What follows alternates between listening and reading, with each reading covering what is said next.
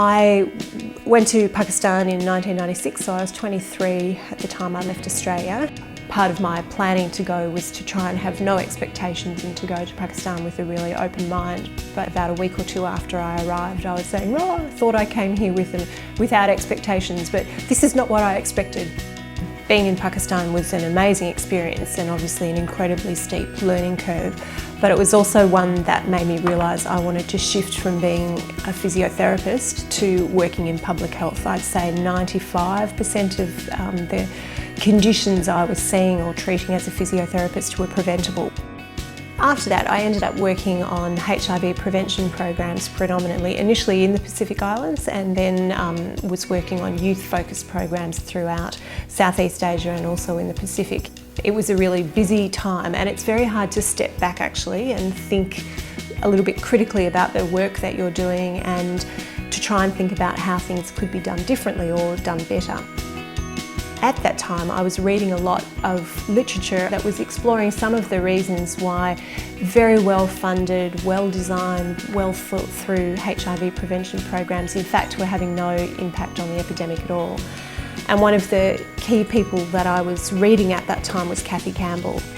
And at that stage I thought, right, I've got to find a way to go to the UK to study with this woman, because that book for me was such a refreshing account and a very honest account of all of the difficulties in practical day-to-day implementation of programs that sometimes we gloss over in the way that we write about international health and development practice. So that, I guess, was the seeds of the PhD that I ended up doing at the London School of Economics.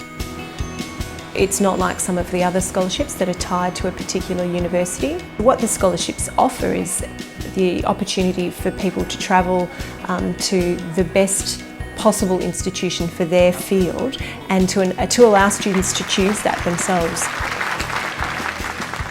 The research project that I did in Papua New Guinea was in the Highlands. I used a method called photo voice, which is where you give people cameras and ask them to go out in their community taking photographs of the things that are important to them.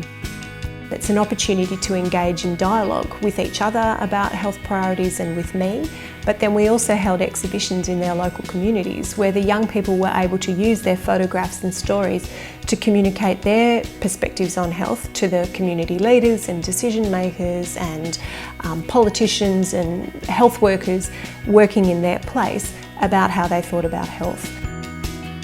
I mean, the scholarship made a difference to me in all sorts of ways. Partly it meant that I could actually do the PhD research that I wanted to do in the place that I wanted to do it, but it gave me the confidence that other people thought what I was interested in looking at was worthwhile. It's encouraged me to aim high, I suppose, with what I'm doing. I feel like I have a responsibility to do that given the trust that's been put in me by the foundation. So what I'd like to do with my career now is to really be a bridge between the world of NGOs and development practice and academia, to be able to support colleagues working in the development sector through operational research. I still have the opportunity to engage with fantastic programs trying to do really important work in very difficult circumstances, but I also have the opportunity to reflect on that work and ways that it might be improved to have better health outcomes for people living in difficult circumstances.